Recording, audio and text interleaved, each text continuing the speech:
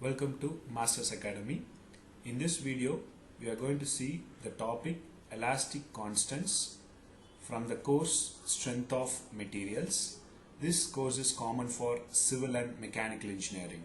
In this video, we are also going to see few previous year questions from GATE and Engineering Service. There are 4 elastic constants for isotrophic material. For orthotrophic material, there are 9 elastic constants. For anisotrophic material, 21 elastic constants. So now here in this video, we are going to see about only isotrophic materials, and for isotrophic material, as it say, 4 elastic constants, and first one is Young's modulus or modulus of elasticity, which is denoted by E, and the formula is stress by strain.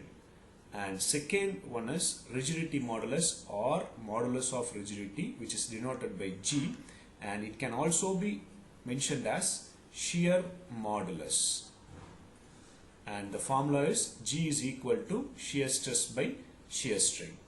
And third elastic constant is K, bulk modulus, and K, that is equal to stress by volumetric strain.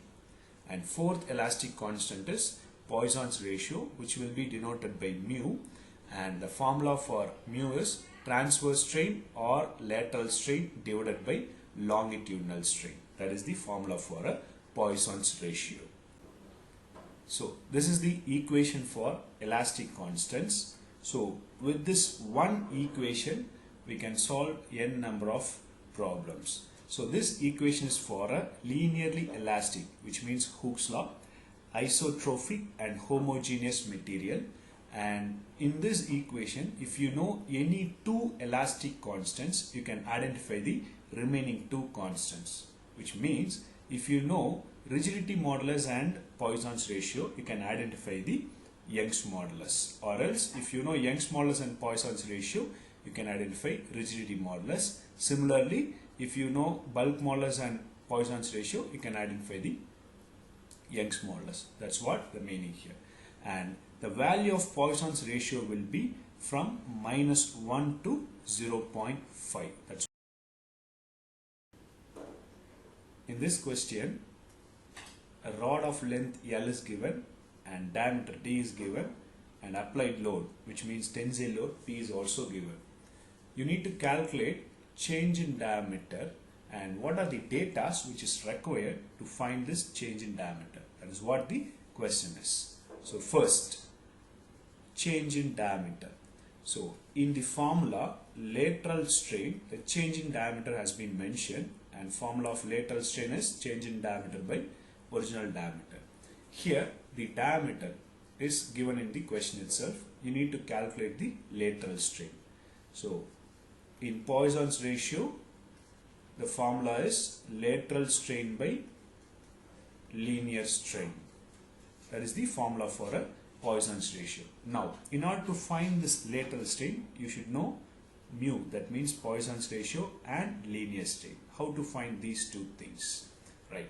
So if you know Young's modulus and rigidity modulus, you can find the value of Poisson's ratio. How it is possible? Yes, as I told you in the previous slide, the equation is E is equal to 2G1 plus mu. Here, if you substitute the value of Young's modulus and rigidity modulus, you can find the value of mu, Poisson's ratio, right? Now, how to find this linear strain? So Young's modulus is equal to stress by strain. This strain is nothing but your linear strain. So here the Young's modulus is given, and stress, which can be calculated by load by area. Load, that is also given in the question, and area of a circular component, which is pi by 4 d square. The diameter is given in the question. So now if you know Young's modulus and rigidity modulus, you can find the value of mu, and if you know Young's modulus, you can find the value of linear strain.